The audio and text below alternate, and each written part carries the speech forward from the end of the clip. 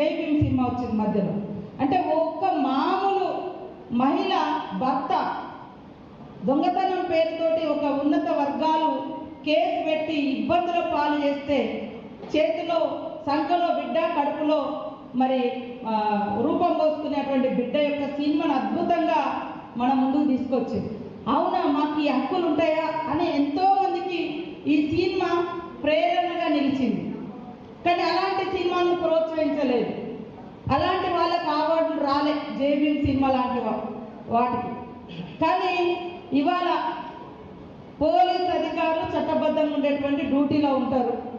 వాళ్ళని బట్టలు ఇప్పేసి ఒక స్మగ్లర్ పాత్రలో ఒక స్మగ్లర్ పాత్రలో ఉండేటువంటి ఒక స్మగ్లింగ్ చేసేటువంటి హీరోలు పోలీస్ అధికారులను పోలీస్ స్టేషన్లలో బయట బట్టలు ఇప్పేసి నిలబెట్టి యథేచ్ఛగా స్మగ్లింగ్ చేసేటువంటి సినిమాలకు మాత్రం కేంద్రం నుంచి అవార్డులు వస్తున్నాయి.